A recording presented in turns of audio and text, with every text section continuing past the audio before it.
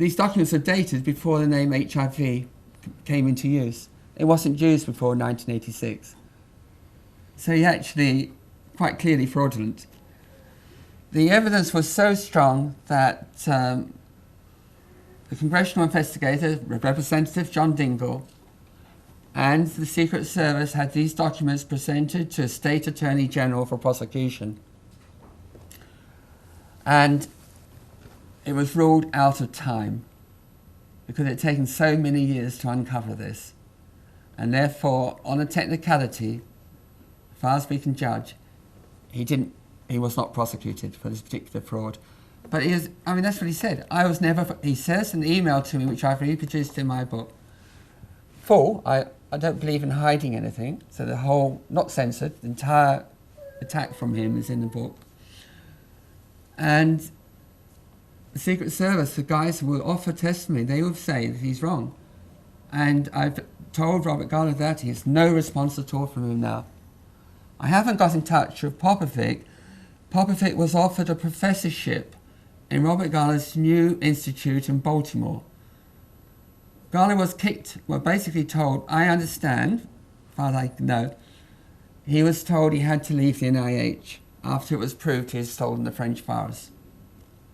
A year later, he set up in Baltimore the IHV, his own institute, not HIV, but altered around, where he is currently advising African governments financed by Bill Gates and the Defense Department. Just 2 years ago, he put out on his website that he got a new idea on HIV. He's still highly influential, this man. He's the guru of the HIV establishment. He put out on his website that anyone who fears that they've had a night of unguarded sex, that they're not trusting their partner, should go on antiretrovirals. A year later, the CDC made this official policy in the United States. It says on the CDC website that a person who is fearful because they suspect their partner or because a condom broke should go on a sharp course, say a month, of chemotherapy, of antiretroviral therapy, in order to stop getting infected. I mean, this is, these are drugs, when we use them against cancer, we watch the patients like a hawk, their hair falls out, we get them off the drugs as soon as possible. These patients are put on them for life. When they die on these drugs, they're said to die of AIDS. The manufacturers warn on one of the drugs used, this drug produces the same body wasting as found in AIDS cases. You see, it's very hard to attack an invisible virus. And this is true of all viruses. We've only got vaccines that give us antibodies, and then we claim that these antibodies stop the virus, or we try to stop the cell from making them.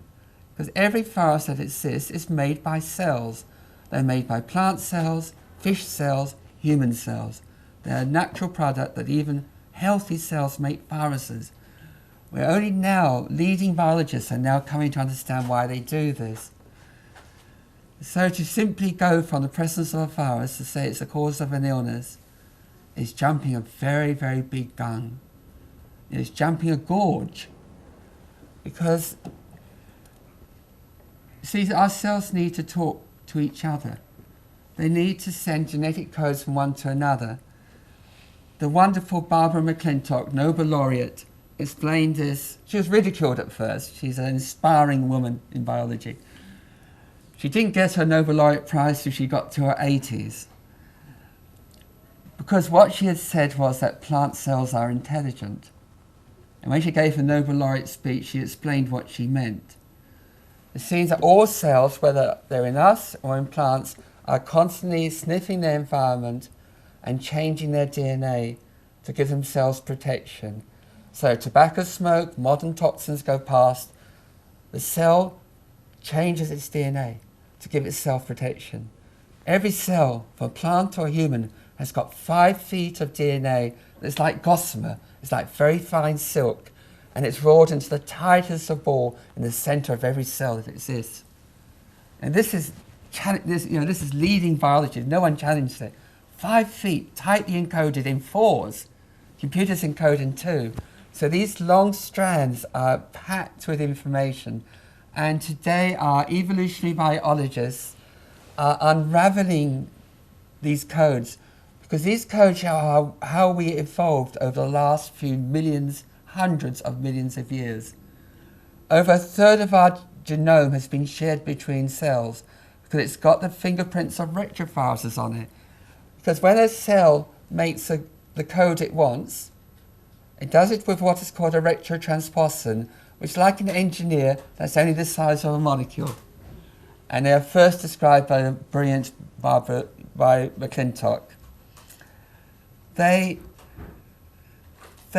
work hard changing the DNA. This is what hospital superbugs do. That's how they protect themselves against drugs in hospitals. But it's how my nose cells do, my fingers, everything does. All cells do this. They adjust their DNA to protect us. Sometimes they will go, eureka, and say, right, we've got the answer. This new bit of DNA is what we need, gives us protection. Now, we're multicellular creatures, and it's silly to say that every cell of our body has to invent the wheel for itself. The next thing that little bit of code has to do is to get to other cells. It adds a small piece of DNA, called an MA domain, to the end of a retrotransposon. That turns it into a retrovirus. Yes, the retrovirus, the same thing that we're blaming on AIDS. The cell then buds it out through its soft membrane, its skin, which is very pliable. Proteins form around it to protect the precious cargo of a lovely new piece of DNA. It goes out into the space between our cells. It's got markers on the outside to tell the cells what it's got inside it.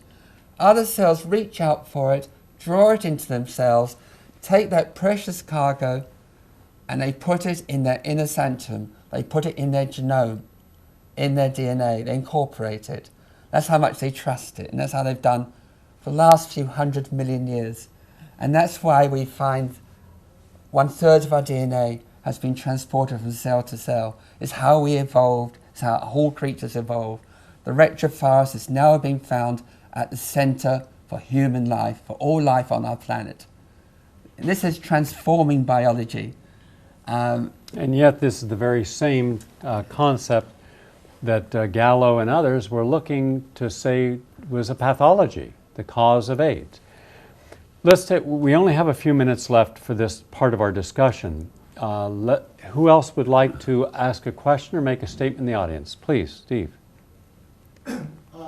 Just today in the car radio, I heard an announcement that there were some new discoveries about AIDS. And it said that evidence indicates that AIDS is older than we thought, that instead of coming on the scene in about 1930, it's probably earlier from analog